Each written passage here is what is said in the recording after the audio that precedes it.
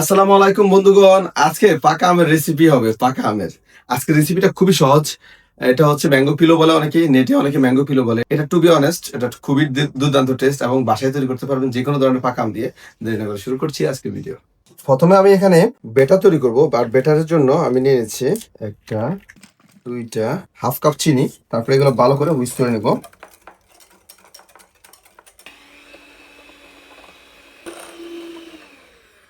আমি এর সাথে দিয়ে দিচ্ছি ঘি 1 টেবিল স্পুন, 2 টেবিল স্পুন। তারপর দিচ্ছি বেকিং পাউডার 1 টেবিল স্পুন থেকে একটু কম। তারপর দিচ্ছি 1 টিস্পুনের মতো ভ্যানিলা পাউডার।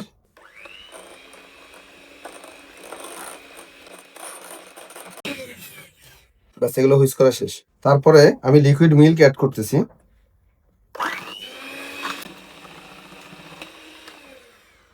লিকুইড মিল্ক দিয়েছি 500 ml। তারপর মেশিনটা অন করে খুবই কেয়ারফুলি ময়দা ছাড়তে হবে।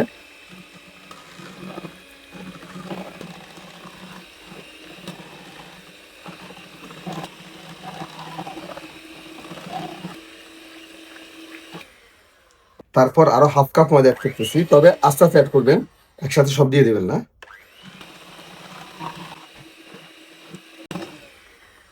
তারপর এটা স্ট্যান্ড করে নিতে হবে।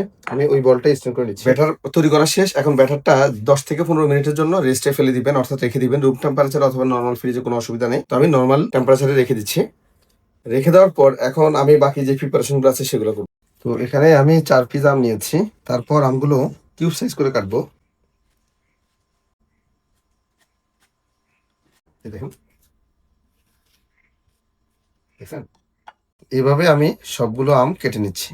তারপর আমি একটি কড়াইতে এখানে 1/4 কাপ সাদা চিনি নিয়েছি, সাদা সুগার। তারপর দিচ্ছি 1/4 কাপ পানি। আর এই পানির সাথে আমি দিচ্ছি ভ্যানিলা এসেন্স। ভ্যানিলা এসেন্স দিচ্ছি 2-3 ড্রপ।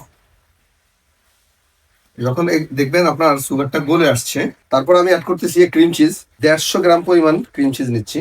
আর যখন এই যে দেখেন একটু ফেনা হয়ে আসছে, তখন চুলার আঁচটা অফ করে দিবেন। তারপর হালকা একটু মিক্স করে নেবেন আগে। ক্রিম চিজটা যখন পুরোপুরিভাবে গলানো শেষ হয়ে যাবে, তারপর আবার চুলা অন করবেন। অন করার পর আমগুলো ঢেলে দিবেন।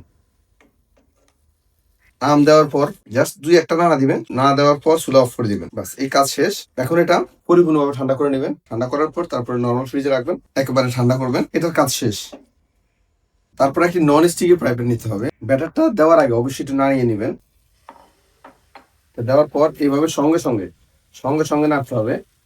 যতটুকু সম্ভব আপনি যতটুকু বড় করতে চান ততটুকু এভাবে স্প্লেট করে নেবেন। তো এই যে দেখেন, দেখছেন একটু হালকা ফুলে আসতেছে। তারপর সাইড থেকে এভাবে একটু খুলতে হবে, খুবই কেয়ারফুল দিয়ে, যে দেখেন এভাবে খুলতে হবে। দেখছেন কালারটা কত জোস আসছে। বাস, আমি এখন তুলে নিচ্ছি। ব্যাস, এই যে দেখেন কালারটা পারফেক্ট হয়েছে, অতিরিক্ত হিট হয়নি। ব্যাস, এভাবে ঘুরিয়ে নিচ্ছি। তারপর আমি ক্রিম দিচ্ছি, হুইপ ক্রিম 1 কাপ, 2 কাপ। আর এগুলো মিক্স করে নিতে হবে। ক্রিমটা ইউজ করার পর নেক্সট স্টেপে আমি যে আম আর চিজটা দিয়ে দিচ্ছি। খুব কেয়ারফুলি মিক্স করতে হবে, অতিরিক্ত প্রেসার দেওয়া যাবে না, তাহলে ক্রিমটা পাতলা হয়ে যাবে। ব্যাস, তারপর এখান থেকে আম এবং ক্রিমটা নেব, মাঝখানে দেব। আচ্ছা, এই যে দেখেন 2 পাশটাকে কাভার করবেন, এক পাশ আর এই আর এক পাশ। 2 পাশ কাভার করার পর তারপর এই যে উপর থেকে এভাবে নেবেন, নেওয়ার পর তারপর ঘুরাবেন। তো এটা এভাবে বানানোর পর 5 ঘন্টা মিনিমাম নর্মাল ফ্রিজে রাখতে হবে, তাহলে ক্রিমগুলো বসে যাবে। আমি এইভাবে সবগুলো ফিলো তৈরি করে নিচ্ছি। এতে দেখেন আমার ক্যাপসগুলো রেডি হয়ে গেছে। তো আমি 5 ঘন্টা, অর্থাৎ কালকে আবার দেখাচ্ছি। আজকে রাতে তৈরি করছি, কালকে দেখাচ্ছি যে রেজাল্টটা কেমন হচ্ছে। বাস, একদিন পরে আমি ম্যাঙ্গো ফিলোগুলো কাটলাম। খুবই চমৎকার একটা কালার আসছে মাশাআল্লাহ। আর এরকম সহজ ডেজার্ট গুলো তৈরি করে মোটামুটি 5-6 দিন ফ্রিজে, নর্মাল ফ্রিজে রেখে দিতে পারবেন। আমি অল্প একটু ট্রাই করে দেখো। বিসমিল্লাহ।